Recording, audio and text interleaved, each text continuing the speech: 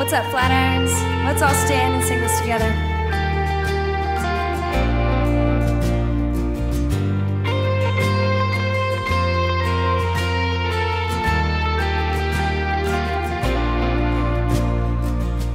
Before I spoke a word, you were singing over me. You have been so, so good to me. Before I took a breath, you breathed your life in me. You have been so, so kind to me. Oh, the overwhelming, never-ending, reckless love of God. Oh, it chases me down, fights till I'm found, leaves the 99. And I couldn't earn it, no, I don't deserve it. Still, you give yourself away. And oh, the overwhelming, never-ending, reckless love of God. Yeah,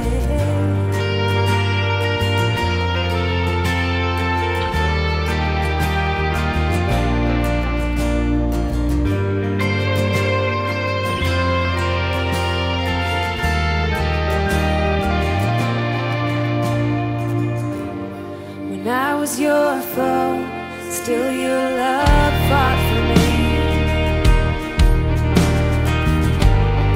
You have been so, so good to me. When I felt no worth, you paid it all for me. You have been so, so kind to me. Oh, the overwhelming, never-ending, reckless love of God. Oh, it chases me down, fights till I'm found, leaves the 99. And I couldn't earn it, no, I don't deserve it. Still, you give yourself away. Oh, the overwhelming, never-ending, reckless love of God.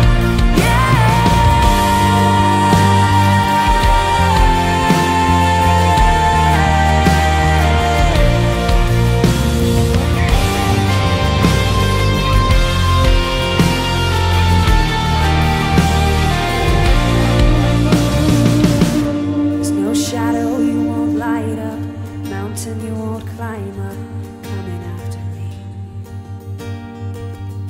There's no wall you won't kick down, lie you won't tear down, coming after me.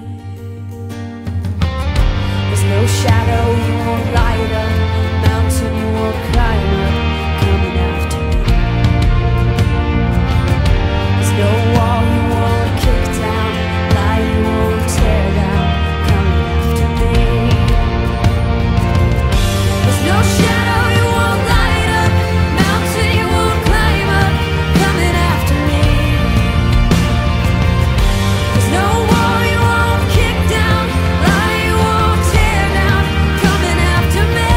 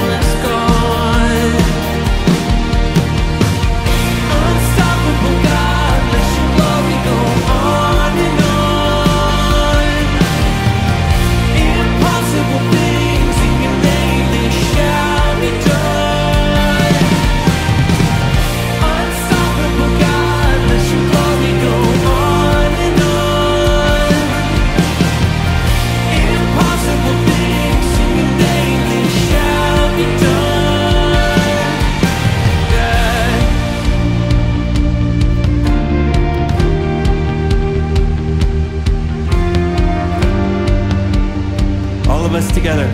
Come on. Nothing shall be. Nothing shall be impossible. Your kingdom reigns unstoppable. We'll shout your praise forevermore. Jesus, our God, unstoppable. Nothing shall be impossible. Your kingdom reigns unstoppable. We'll shout your praise forevermore. Jesus, our God, unstoppable. Nothing shall be impossible. Your kingdom reigns unstoppable. We'll shout your praise forevermore. Jesus, our God, unstoppable. Nothing shall be impossible. Your kingdom reigns unstoppable. We'll shout your praise forevermore. Jesus, our God, unstoppable.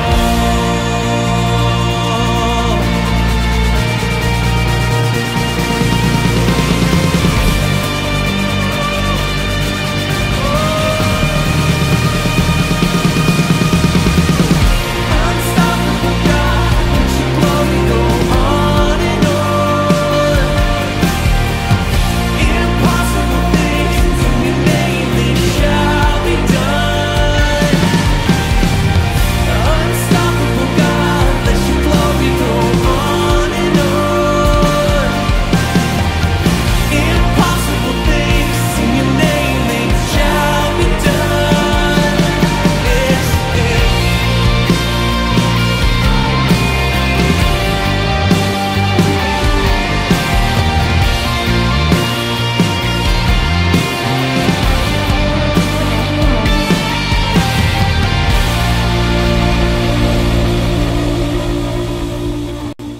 Hey Flatirons, thanks for joining us this morning. We're in the middle of our series Never Alone, where we're taking a look at what it might be like to hear from God. If you're interested in the rest of this series, it's online at flatironschurch.com.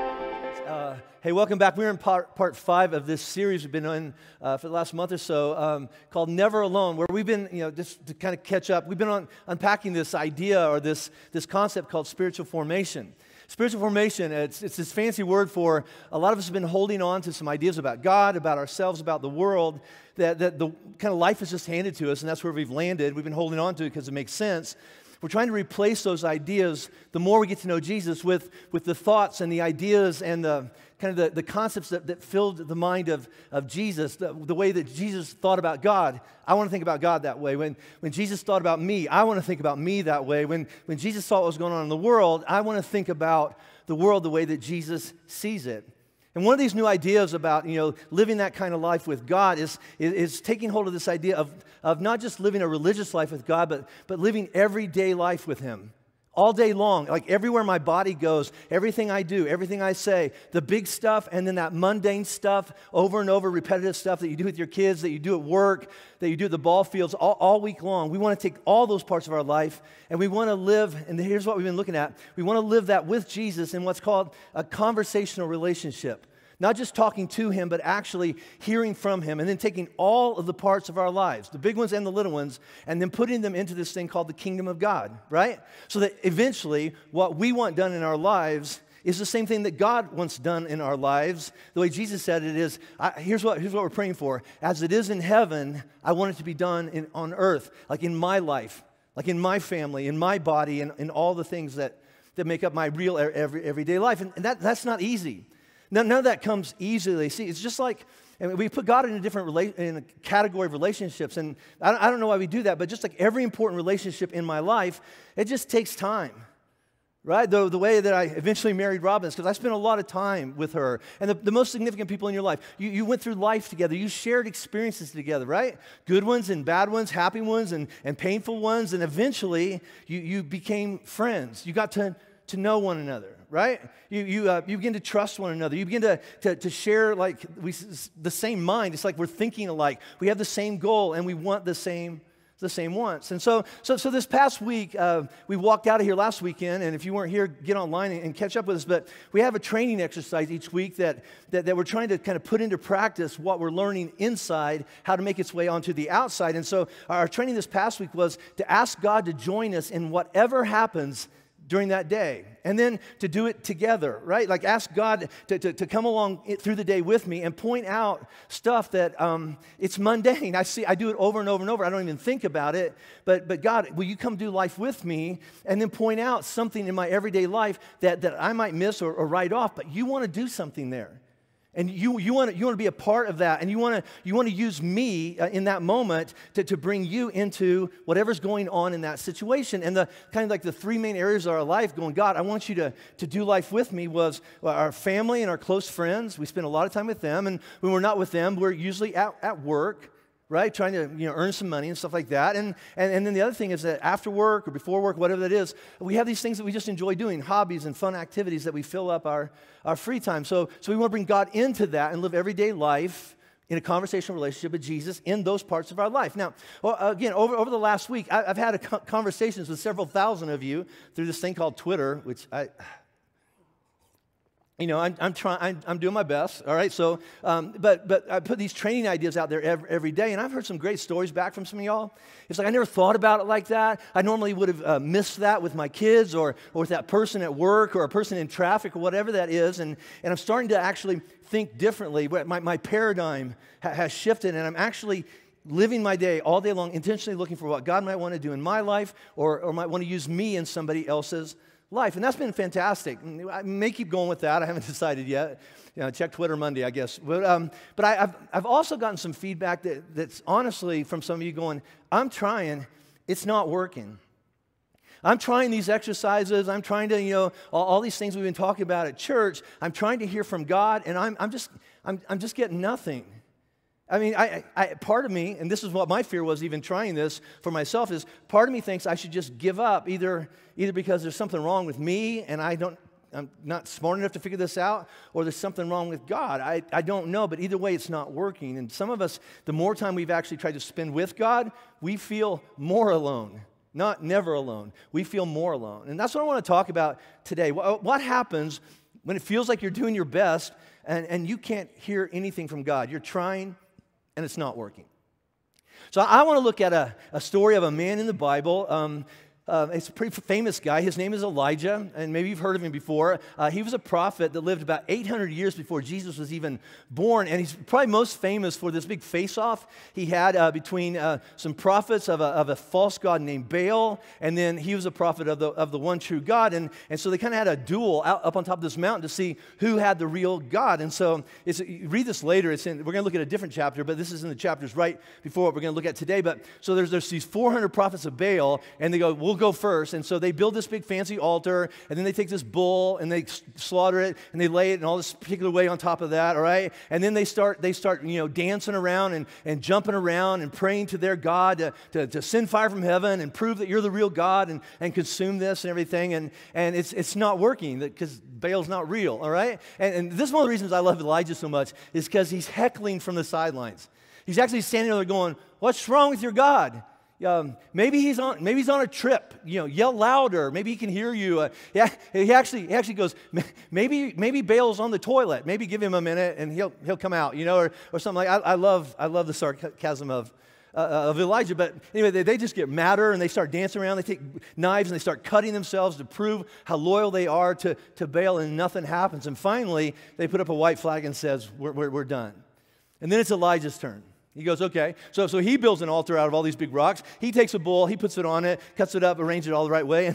And then he says this, just douse the whole thing in water, which I think is kind of showing off personally, all right? Douse the whole thing in water. And then he just prays this one prayer, short prayer. It goes, God, just prove that you're the real God and do what you want to do. And in that moment, God sends fire from heaven, and he burns up the bull, and he burns up the wood, and it even burns up all the rocks that everything was laying on. And Elijah's team wins. Elijah wins. It's a good day. And then Elijah looks at all these false prophets over there, and they're like, oh, no. And so he gets all his guys, and they chase them for several miles, and they slaughter all 400 of the prophets of Baal. And Elijah's feeling good. It's like, yay, God, my team wins. And it's a great story. It really is a great story to tell your kids at bedtime about how Elijah slaughtered all these men. All right, but anyway, but then in the next chapter, the story turns. because the queen, who actually is a big fan of Baal, she finds out about what Elijah's done. She gets so angry, she sends a message to Elijah, by this time tomorrow, you're going to be like all those dead prophets. And she kind of puts out an APB on Elijah, kill on sight. And so Elijah finds out about this, and he takes off in the desert, and he's going to hide. And that's where we're going to pick up the story today. We're in 1 Kings, and again, there's free Bibles at all of our campuses, but the lighting's not very good in here, and the font it's like only like eagles can read it. So get us later, and it'll be here on the screen. So this is the later that day of what happened with Elijah up there on that mountain where God has this big victory. So we're going to pick up in 1 Kings chapter 19. He says this, but he, and we're talking about Elijah, but Elijah himself went a day's journey into the wilderness and came and sat down under a broom tree.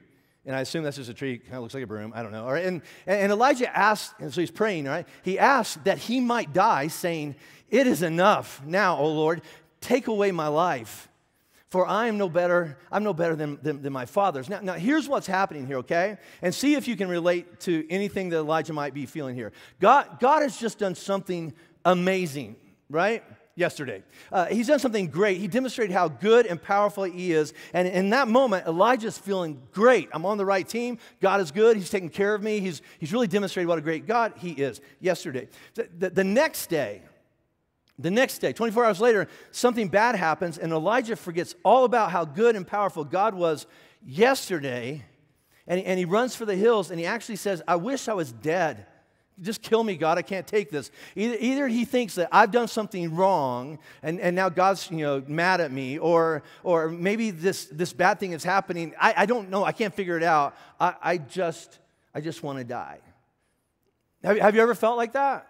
Like this? It doesn't matter if God was good yesterday. I've got a problem today, and I'm not sure God will care about this one. I don't know if he's going to show up. I mean, thanks God for what you did for me yesterday. Why don't you care about me today? It doesn't feel like you care about me today. Yesterday's thing doesn't help me today. I need help today. Can anybody relate to that? And so Elijah sits down under this tree and takes a nap. I can't deal with this. I'm just going to bed. Anybody feel like that?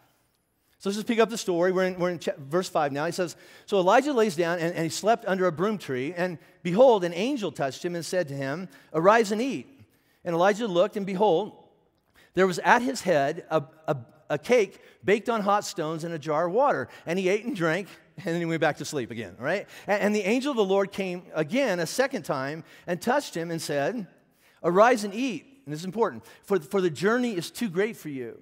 And Elijah arose and ate and drank and went in the strength of that food 40 days and 40 nights to Horeb. That's another mountain, the mountain of God. Now, I want us to pay attention to what's really going on here. And again, the whole point is he's just like us, right? No halos, no special Bible, qualifications. He's just a guy who's going through a really, really hard time. So see if you can relate to any of this, all right? Elijah has just come off of a big deal. He's just kind of come off of an emotionally, spiritually, and physically challenging event the day before. And even though his side won and God did something great in his life, here's what Elijah's feeling. He's exhausted. He's exhausted. I'm done. I'm worn out. And why is he exhausted? Because everything that he did the day before, emotionally and spiritually, just like last week we talked about this, he did in his physical body. And bodies get tired, and they have to get rest, and they have to be refilled, even if what exhausted them was doing something good. Well, let's put that in the spiritual formation language we've been kind of using over the last month in here. How about this? Elijah just lived out his spiritual, just like you, non-bodily, you couldn't cut it open and find it, right? He lived out his spiritual, non-bodily, personal power, but it was lived out through a physical, gets tired, gets hungry body, and unless something changes in that body, he's not getting up from the tree, right? So he's done. I am tired. I'm hungry. I'm worn out. I'm just stressed. And you got to get this, all right? God lets him take a nap. God lets him sleep. And then at a certain point, he wakes him up and goes, "You need something to eat and drink, and now get some more rest." And then later, he wakes him up and says, you need to eat some more. You need something else to drink. And this is what he tells him. This is my paraphrase of it, but this is exactly what God told Elijah through this angel. He says this, "Hey, Elijah, if you don't take care of your physical body, you're not going to make it spiritually or emotionally. Because the journey, and God knows what's coming next, the journey, it's going to be too hard. Now, let's just take a time out here, right here, and let's make an application, maybe find a training even, that we can apply this for our own lives, okay? Here's what I want you to hear about Elijah, okay? He's not a weak man. Elijah's not this whiny, prophet. Elijah, I've called him a warrior prophet. I mean, what he did yesterday, he slaughtered or oversaw the slaughter of 400 men just 24 hours ago. He's a mountain man. If you read other stories about him, he lives in the desert. As a matter of fact, like in the New Testament, some people, they look at a guy named John the Baptist, who's like the biblical version of like Bear Grylls, or they look at Jesus, who's a construction worker who was so strong, they beat him almost to death, and he was still able to carry a cross up a hill, all right? They look at Jesus and John and go, are you like Elijah, this really strong man that lived 800 years ago? Are you like Elijah reincarnated? He wasn't weak. He was tired. He was worn out. And here's the first application. When you're physically worn out, it affects you mentally, emotionally, and what's that word? Spiritually. When you're worn out physically, it affects everything else. What's going on in your head, what's going on in your heart, and what's going on in your spirit. And so what's God tell Elijah to do? Hey, buddy, take a nap. No, how about this? Take a couple of naps and eat something. Eat some good food. Now, this is deep. This is really, really deep philosophy, if you want to call it, but you're going to agree with it, but you're also going to go, but I ignore it. Here's the truth. Listen, it's hard for tired people to hear from God, isn't it? It's hard for tired people to hear from God. How about this? It's hard for tired people to have the mind of Christ. We say we want to have the mind of Christ. I want to think like Jesus. When you're worn out, you don't think like Jesus. How about this? It's hard for tired people to have anything to offer to anyone that's actually good or helpful. I don't have anything to give you. I'm tired. How about this? It's hard for tired people to love, isn't it? We want to. We just don't have anything left. I was talking to my friend James down in Mexico City this week, and he said, Jim, when I get really, really tired and just at the end of everything, the first thing that I throw overboard in my life is that whole 1 Corinthians 13 thing. Right? And so 1 Corinthians 13 is part of a letter Paul wrote to some people who live in Corinth, but like in modern times, we've just looked at that one chapter, and we call it the love chapter, because it's all the things that a loving person does. And what James is going is, when I get tired, not so much. Let's just look at some of the lines from this chapter. Paul writes this: love is patient and kind. Not when you're on my last nerve. I am not patient and not kind. The next line goes like this: love does not envy or boast. It does when I'm tired. I will get in your face. Love is not arrogant or rude. Oh, when I'm tired, mean and rude is like my job. I mean, I get an A in mean and rude. How about this? It does not insist on its own way. Oh, you haven't been around me when I'm tired. Because when I'm tired, it's to shut up and do what I said.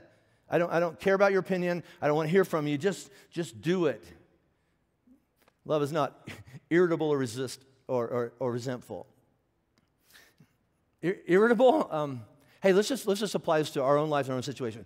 Wouldn't you say, and I asked my staff earlier, and they all just nodded their heads at me, wouldn't you say that, I don't know, the last 50 fights that you've had with your family or your friends or something like that, if it ever got to that, okay, let's make up phase, somewhere in there it included the line, I'm sorry, I just had a bad day and I was really tired. And I just took it out on you. So here's the application, the training exercise for week number 1. This may be the best thing you've ever heard in church, but I believe it's from God. And here it is. Hey, this week, take more naps and eat better food. How about that?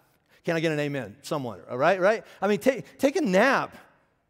And eat some good food. Now, let me explain this, why I believe this is from God, or let me just build a case for the link between our physical rest and our health and our spiritual health and expressing that and what comes out of us, all right? First of all, again, you might not know all of them, but you know some of the 10 Commandments, and one of those commandments is take one day out of the week and just rest.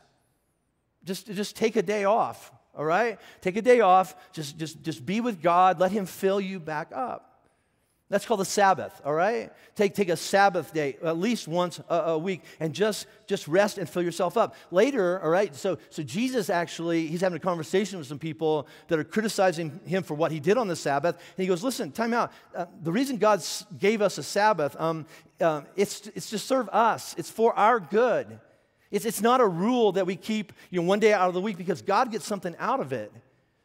God doesn't get something out of us resting. God knows that unless He makes it a rule for our life. I'm telling you, take a day off. He knows us. We'll run ourselves into the ground. And so God commands you and me to, on a regular basis, take a nap, eat some food, and just take a breath. God commands it. The other thing we learn from Jesus says this, and we've talked about this a lot in here, is that whatever you do on the outside is just an overflow of whatever is going on or what is stored up on the inside. So whatever's stored up on the inside is what comes out. And so the application would be, if you're empty on the inside because you haven't taken time to fill yourself up, physically or spiritual, you have nothing good to give. You're going to make it up or just some stuff's going to come out the wrong way or sideways. Jesus was the king of taking days off. I don't know if you've read his story much. I mean, all the time he's going, hey, time out, let's just go away. Let's just take a break. Let's just go to the mountains and go hiking. Let's go fishing, especially like after big events. So there's times when Jesus would do something, and in the middle of it, he'd go, that's enough. Let's go fishing, or let's just go to the mountains and just kick back for a while. And his friends would actually look at him and go, excuse me, Jesus, have you not noticed there's a lot of hungry people here, and there's a lot of sick people here, and we should probably do that after all the work is done. And you know what Jesus said? There will always be more to do. There will always be more to do. The job's never going to get done. There will always be people who need fed. There will always be sick people who need healed. And there's going to be people in crisis who need my help. I know. Now get in the boat.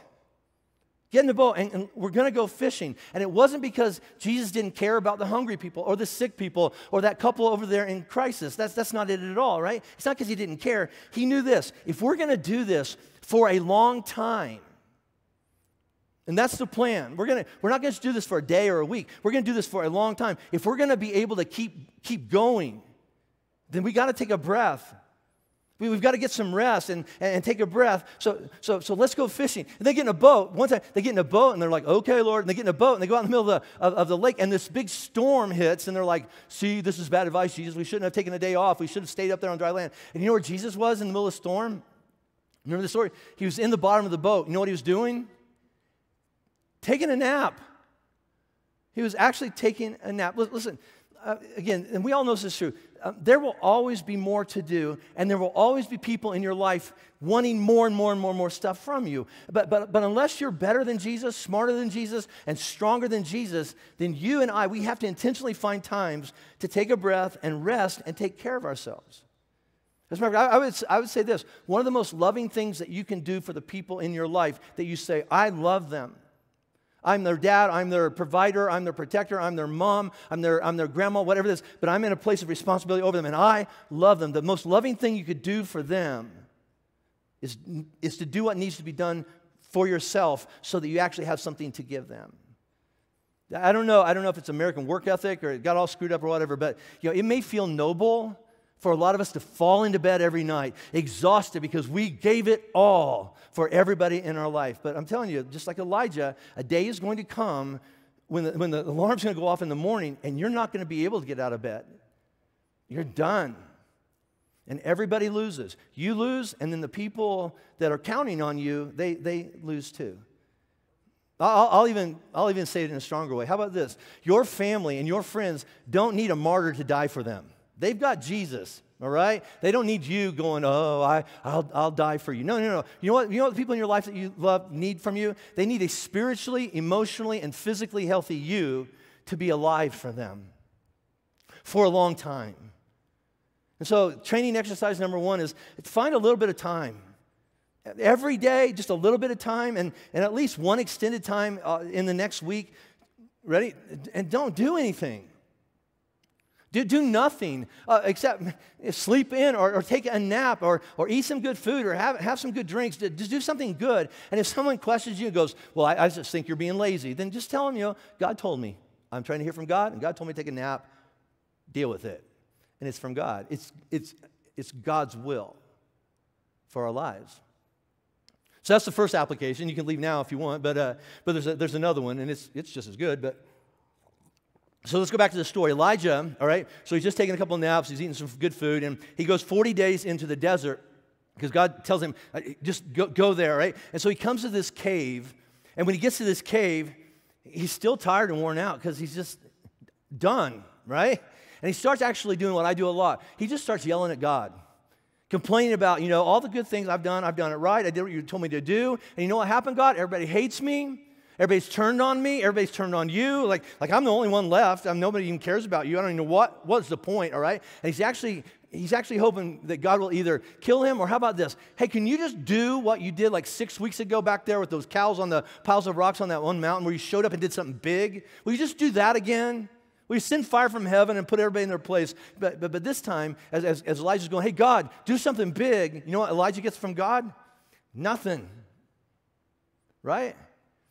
And then he does what you and I do a lot when we just hear silence. We go, hey, God, are you there and do you care? And you need to take care of this, all right? He begins to question the whole God thing. Is this worth it or not? I mean, come on, God, say something. Give me a sign. I remember being a kid one time and I'm going, God, I just need to know you're there. Like, move that pencil, something. I just need a sign to know that you're there. Give me something, God. A voice, a burning bush, something. He gets nothing for a long time. And finally, a voice comes to him, and I don't know if it's an angel or God speaking through an angel or God himself. He just hears this one little directive from God. Doesn't explain anything at all. He just gets this one little directive from God. And here's what God says. God says, go out and stand on the mount before the Lord. So he's in a cave. Go outside and just stand there. And behold, the Lord passed by. And look what happens, all right? So he's standing there at the entrance of a cave, and a great and strong wind tore the mountains and broke in pieces the rocks before the Lord. So this isn't like a little breeze. This is like hurricane force, all right? But the Lord, look at this. The Lord was not in the wind. Send me something big. Wind. I got nothing. And then after the wind, an earthquake. But the Lord was not in the earthquake. That's big. Is that you, God? I got nothing. And then after the earthquake, a fire. But the Lord was not in the fire. God asked for something big, and I'm still not hearing you. What's wrong with me or what's wrong with you? But the fire goes by. After the fire, the sound of a low whisper. In some translations, and I actually like this other translation better, right? The sound of sheer silence. Have you ever heard sheer silence? He's like, well, there's nothing to hear. I know, it's overwhelming, isn't it? The sound of sheer silence. And when Elijah heard the sheer silence, he wrapped his face in his cloak, and he went out and stood at the entrance of the cave. And behold, next, there came a voice to him and said, what are you doing here, Elijah? And this time Elijah goes right back into the same speech about, I'm tired and I've done everything right and nobody cares, and is this working, and I don't understand why you're not doing something. But now, at this point, after all of this, God knows now you're ready to listen. Before you were tired and worn out, and all you wanted to do is yell at God and complain. And let's time out. And we all have times like that. Yeah, I think God is pretty tough. I think he understands us. We all have times like this. So God doesn't get mad at Elijah for complaining. He doesn't lecture him, tell him you should have more faith. And did you not pay attention to what I did 6 weeks ago on that mountain? And where's your faith? No. This is what happens. God just patiently and silently waits until Elijah is ready to hear him. Right? God just waits patiently and silently until Elijah is ready to listen. And I don't like that answer.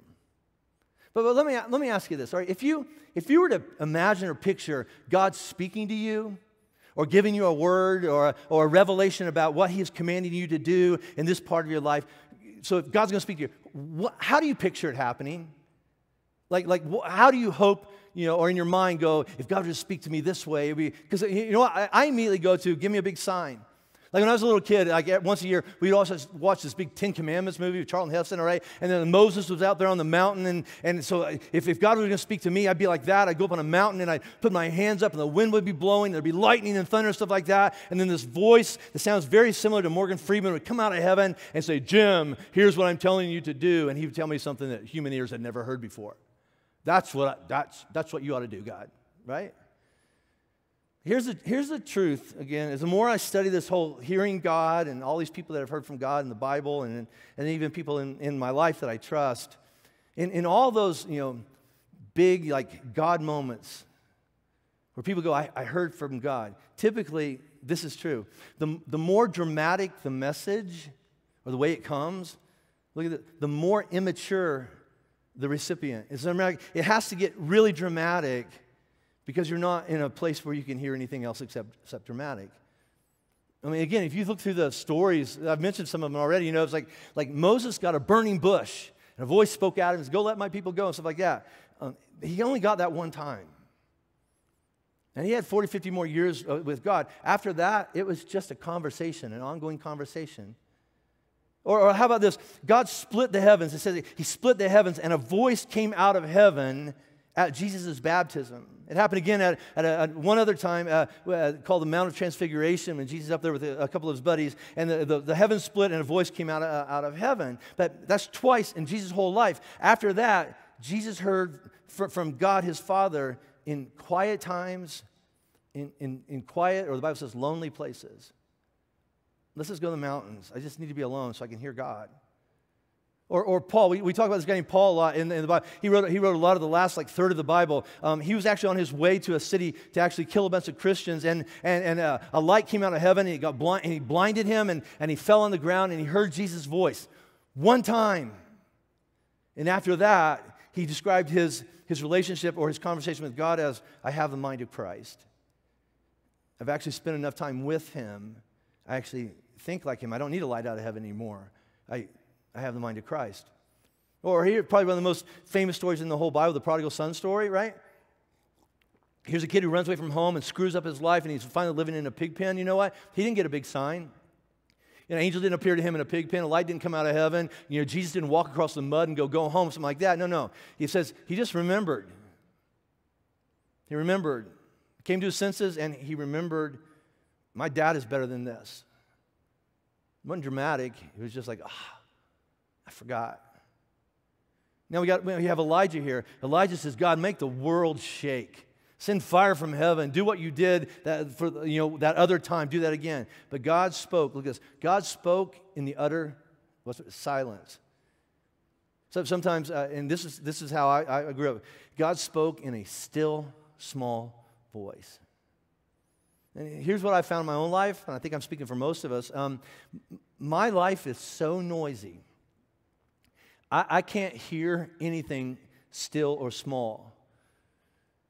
I mean, sometimes I feel like it's going to take an earthquake for me to pay attention. And if it's not an earthquake, I will miss it. So if the earthquake doesn't happen, I just go like, well, God must not be talking because I can't hear him. But there's so much noise in my life. Anybody else? But do you remember, let's go back to the story about Elijah. Do you remember what Elijah did? All right, remember this? Here's what we covered. He got some rest.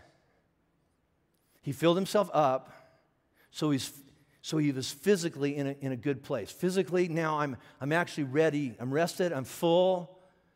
I'm healthy. That was the first. I'm not going to hear God unless that's happening. But here's the second thing he did.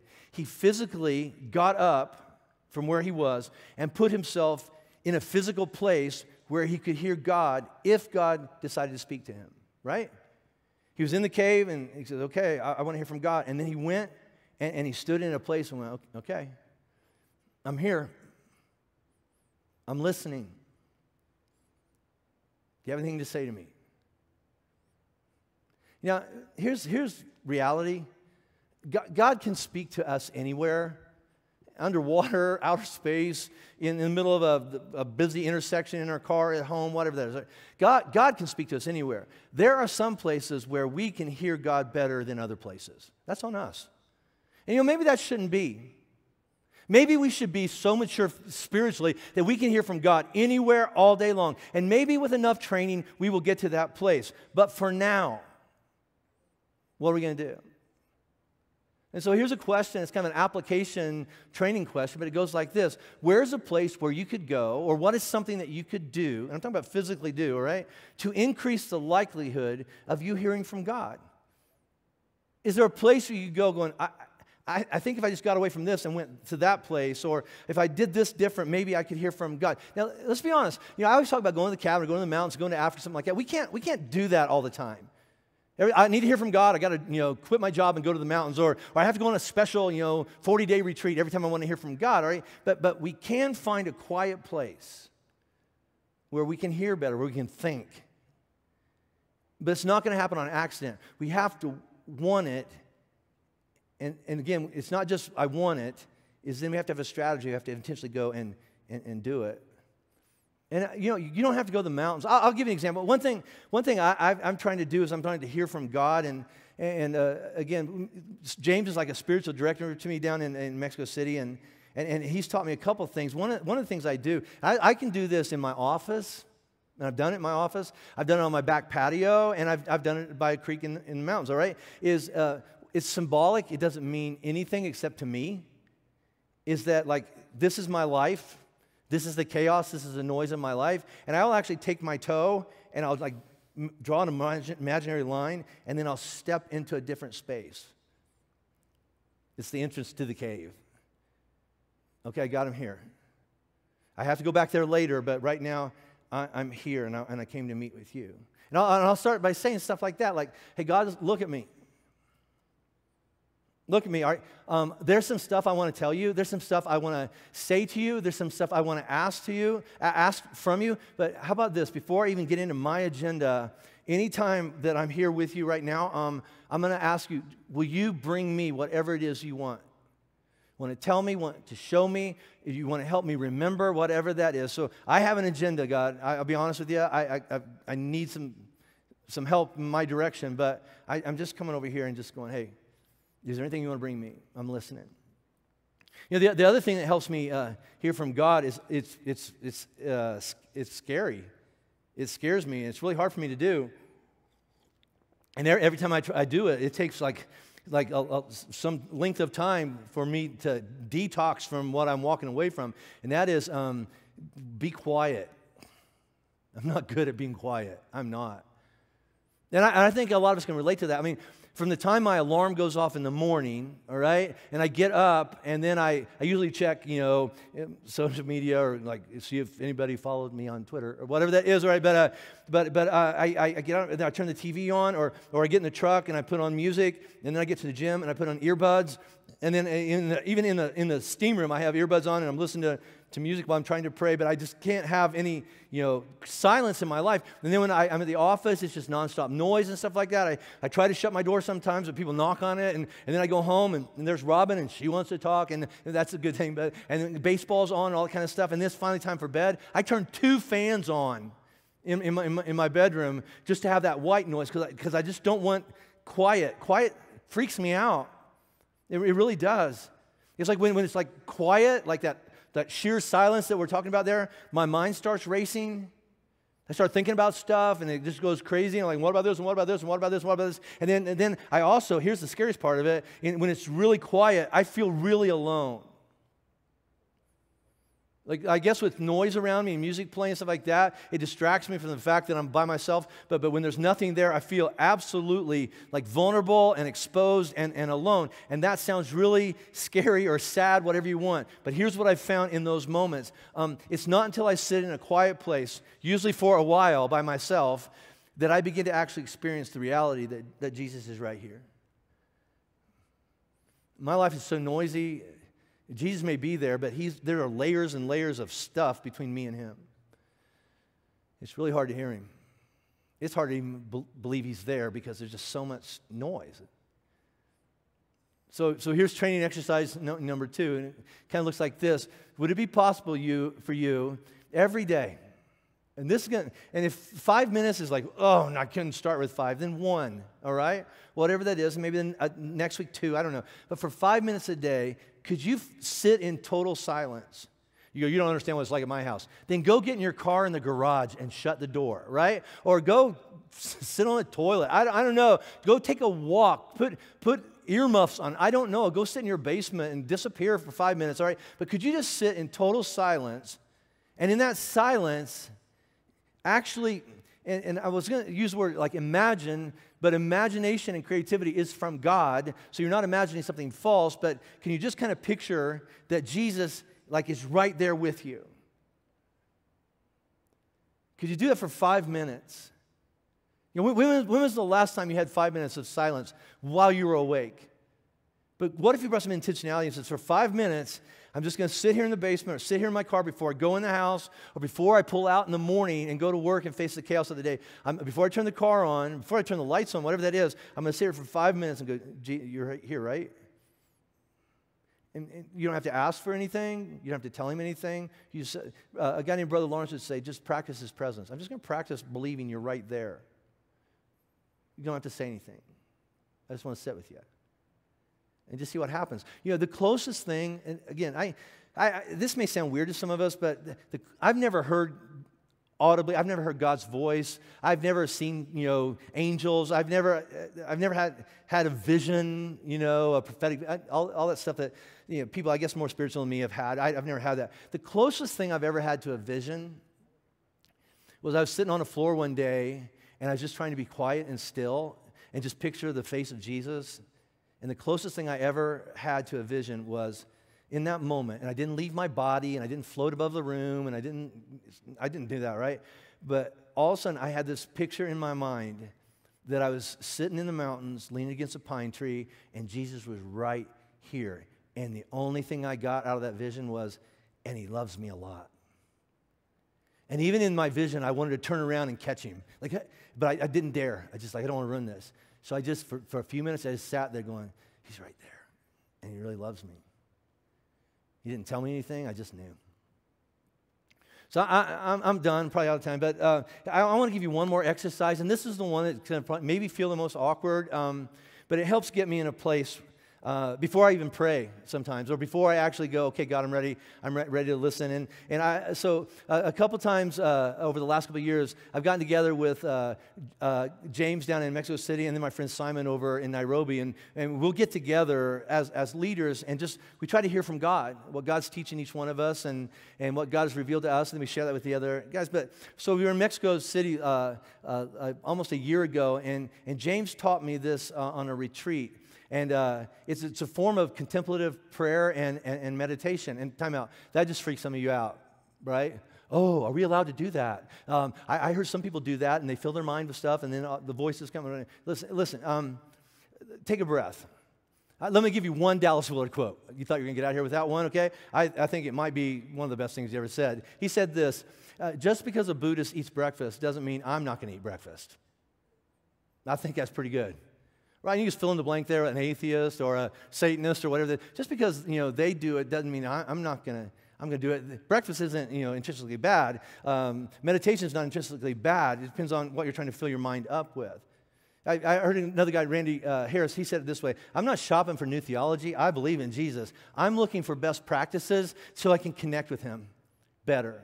And if I can take it from there or there or there, and it brings me closer to Jesus, I'm going to do it. And sometimes I'm an experiential person. I'm an outside processor. You probably picked up on that. I need to do something physically on the outside in order to connect spiritually with God on the inside. And so James taught me about this practice by this guy named Bernardo of Clairvaux. So he's this French monk, all right? He called it the 4 degrees of love. Right? This is something to take a picture. But I've tried this. I don't do it all the time, but there's these different degrees of love, and then there's a posture that goes with them. And I've done this. I do it after dark on my back patio because my neighbors would call 911. He's doing it again. So the degrees of love. The first degree of love is this: is love of self for self's sake. Love of self. And you just that seems kind of egotistical. No, right? Love your neighbor as you love your. So unless you actually appreciate who you are and the value that you are enough and that you are a good man, good woman, you don't do everything perfectly, but that God has created you or something like that. And so the first one is going, I'm me. I'm me. And so the posture for that is I stand on my back porch, all right? And somebody's going to be spying on over my fence, and I'll call the cops. And I have guns. But anyway, but I just do this. I'm pointing in. I'm a good man. I'm a good man. God made me, and I'm a good man. So there's parts about me I love. I love that I'm trying to be a good husband and a good leader and a good dad. I love that. So I don't come with a bunch of shame and guilt and condemnation. Hey, God, it's me. No. There's good things about me. I love me. And so, God, here I am, and I'm me. All right, just as I am. That's the first degree of love, so I'm pointing in. The second degree of love goes like this: love of God for self's sake. Meaning this is, God, I love you because, honestly, you do some good stuff in my life, all right? So the first posture is like this. The second one is like this: God, I love you because of what you've done for me. You've sent Jesus to me. You forgive me. You're listening to me right now. I can sit on my back patio right now and talk to you. I need some stuff from you. And so the first posture of love is this: I love me. God, I love you because of what you do for me. Right? And that's just honest. Can we just be honest? The reason we love God so much is He can do some good stuff in our life. So let's just be honest about it. I love me. God, I love you for what you do to me. The third degree of love would be this: I love God because of who He is. I love God for God's sake. But now it's this: God, I just praise you. I love you because of who you are. You made the heavens and the skies. You're the kind of God who took on flesh and came to earth to tell me what you are like. You want me to be in your kingdom. I mean, I love you for you. This is what we do in worship a lot of times during the singing parts of our service. I love you for you. I remember who you are, and you're great and you're mighty. So I love me, and I love you for what you do for me, and I love you because of who you are. And then the fourth degree is this: I love me for you. Does that make sense? Love of self for God's sake. So I love me because of who I am. God, I love you for what you do in my life. I love you just because you're amazing. And now here's my love. I love me, and I give you all of me. And I bow and worship to you, and I surrender. I want to see things the way you see them. I want to think the way you think. I want to have the mind of your Son, Jesus. I love me because I'm running after good things. I love you for what you're doing in my life. I love you because you're just amazing. And I love me to the point that I want to give myself to you. I want to be like you. I want to worship you. And that's it. So we're going to take more naps. We're going to eat better food. We're going to find a quiet place and just picture Jesus being with us. And then we're going to approach God in a new way. God, I'm a good man. You're doing good things in my life because you're amazing, and I worship you. Now I'm ready to hear from you. Then sit down on your back porch and have a cold drink and have a conversation. And just see, all right? See if any of that opens up a line of communication where you are fully awake, fully present, in a quiet place, in a conversational relationship with Jesus. He's right there with you. So God, there are so many of us right now going, oh, I want that. Is that possible for an ordinary person like me? Because God, usually we don't come to you going, I love me and I love what you do and I love you. Well, obviously we love you, but we usually approach you going, I'm sorry and I have shame and I have guilt and I know I don't have a right to even ask for any help or something like that. And God, you look at us and go, whoa, you're my child. I love you. I've done everything I've done so that you and I could talk and be friends and live in a conversational relationship every moment of the day. You don't have to apologize to coming to me. I know that's your message for us today, God. And so if you could just help us not feel selfish when we just need to sit down for a while, but realize that you created our bodies and you created bodies that have to rest and eat. And somehow we think that we can just keep on going. And then we get mad at ourselves and we get mad at you when we just don't have anything left to give. And you tell us, you command us, take a breath, take a nap, and fill yourself up. And God, you are not responsible for all the noise in our life. We have brought so much of that on ourselves. And we can't like put our kids, on a shelf or suspend reality. But I believe, God, because I know it's what you want for our lives. It is possible to find a few minutes here and a few minutes there just to be still and remember that you're right here with us. So God, I pray and I ask as your son that you would provide us with the awareness to look around in our life and go, there's some quiet time and I'm gonna leverage it. And God, maybe even later tonight, when everybody's in bed, maybe we just slip out on the back patio and we just say, God, that's me. I'm a good man trying to be a good man. I love you because of who you are. I'm trying to be a good mom. God, I'll never be a good mom without your help. And I just worship you, God, because you're good and great. And now I just bow myself and I just want to hear from you because I want to think like you and I want the same things you want. And God, if we could even just start just once or twice, but I think we're going to get addicted to it because I think being with you is what we were created to do, and we've been missing it for so long. If we could just get a taste, it's all we'll want, and it's all we need.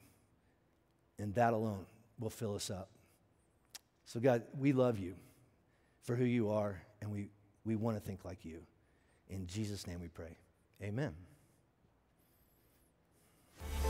Hey, if you're still with us, we'd like to say that we're going to leave this up a few more hours. So if you forgot to invite a friend this week, you can still do that now and watch with them over the course of today.